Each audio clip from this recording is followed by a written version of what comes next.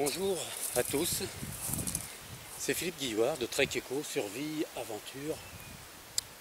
Aujourd'hui je suis encore en Gambie et avant de partir j'aurais juste souhaité vous présenter un arbuste car c'est un végétal qui ne monte guère plus de 4 mètres.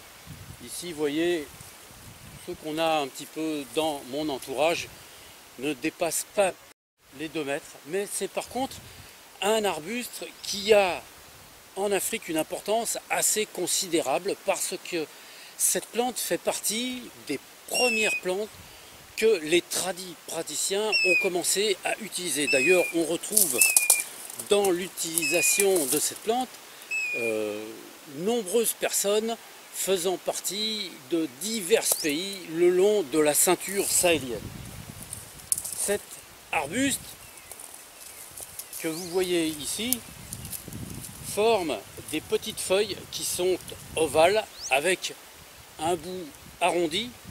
Elles poussent globalement sur des branches qui sont relativement menues et toujours en allant vers le haut. C'est un petit arbuste buissonnant mais qui a tendance à être montant, ascendant. C'est un petit peu ce qui permet de le reconnaître.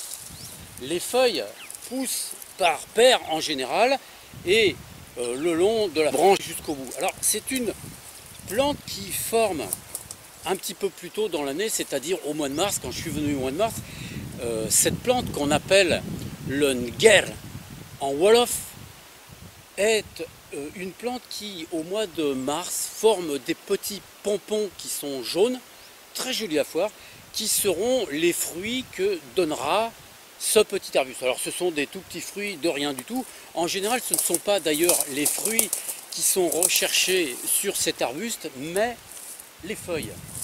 Pourquoi les feuilles? Eh bien parce que celles-ci possèdent des propriétés absolument importantes et fondamentales pour, on va dire, les besoins locaux de toutes les populations africaines.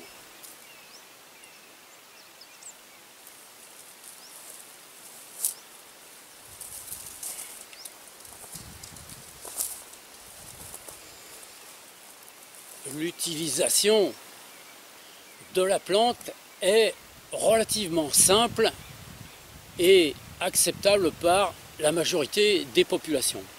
En fait, on utilise surtout les feuilles en décoction. Alors, quelles sont les propriétés de cette plante?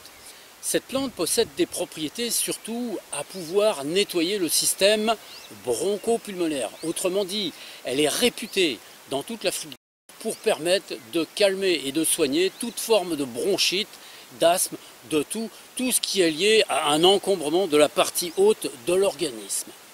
Mais ce n'est pas son seul emploi. Ces feuilles utilisées en décoction, encore une fois, peuvent être utilisées lorsqu'on les emploie régulièrement contre le diabète. Et vous savez que le diabète, c'est une affection qui touche un très grand nombre de personnes, car, surtout en Afrique, car les gens mangent et boivent énormément sucré ici. Alors sucré, pourquoi? Évidemment, on pourrait s'en étonner, mais lorsque vous êtes confronté à des températures très élevées, vous vous déshydratez fortement et vous consommez beaucoup d'énergie. Et cette énergie, en réalité, les gens la récupèrent à travers le sucre qu'ils mettent dans les boissons qu'ils consomment, et surtout, alors beaucoup, ils utilisent du thé en l'occurrence, et je vous ai présenté dans une vidéo il n'y a pas longtemps le bissap qui est globalement assez fortement sucré ici. J'ai d'ailleurs essayé, expérimenté le fait de boire sans sucre et avec sucre pour pouvoir faire des treks dans la savane, et je peux vous dire que la différence est phénoménale. Si vous buvez sans sucre, vous vous desséchez constamment, vous avez une soif qui perdure tout le temps, avec une baisse d'énergie évidemment qui est très notable. Lorsque vous buvez avec une eau qui est sucrée, à ce moment-là, vous avez un phénomène qui est très différent qui se passe à l'intérieur de vous. Votre corps supporte beaucoup plus facilement la chaleur et évidemment votre énergie s'en trouve prolongée. Parmi les utilisations de cette plante, il y a une utilisation qui a été très utile dans des endroits où les eaux utilisées par les gens étaient assez encombrées de micro-organismes comme les amibes. Pourquoi? Eh bien parce que lorsqu'on utilise ces feuilles et qu'on les mélange à du lait, quand on les broie et qu'on les mélange à du lait, ce sont des préparations qui permettent de lutter justement contre la dysenterie amibienne. Autrement dit, c'est une plante qui possède des propriétés de nettoyage interne relativement fortes, hein. Une plante antiparasitaire assez conséquente. Et une chose qui est relativement peu utilisée, mais qui est très intéressante dans ces lieux, c'est que les feuilles, lorsque vous les utilisez, vous les réduisez plus ou moins en petits morceaux, qu'elles soient sèches ou fraîches, mais lorsque vous utilisez les feuilles et que vous les mettez dans de l'eau, ces feuilles assainissent l'eau et permettent ainsi, si vous n'avez pas d'autres moyens plus efficaces, de pouvoir boire une eau qui sera en partie grandement nettoyée à partir d'une eau qui peut être plus ou moins souillée au départ. Vous savez, lorsque vous vous déplacez dans ces parties de l'Afrique, il n'y a pas des points d'eau partout, il y en a même relativement peu. Ici encore, nous avons la chance en Gambie de nous trouver à côté d'un très grand fleuve qui permet de dispenser son humidité dans les sols.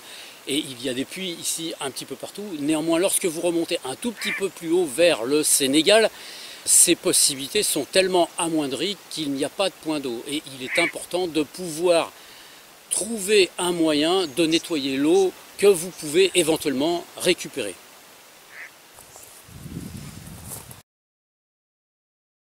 J'espère que j'ai fait un petit tour d'horizon rapide de cette plante qui, me semble-t-il, est vraiment très importante, qu'on ne peut mettre de côté. Vous noterez qu'il est relativement facile de récupérer les feuilles. Comme les branches sont petites, il suffit simplement de les tirer et une poignée vous permet tout simplement de pouvoir être utilisées. Ce sont des feuilles qu'on peut sécher très facilement et laisser à la maison, mettre dans un sac à dos, peu importe où on les place. En tout cas, elles ne prennent pas beaucoup de place pour être ensuite utilisées de manière efficace. Voilà, j'espère que cette vidéo vous aura intéressé. Je vous dis à toutes et à tous à bientôt dans une prochaine vidéo.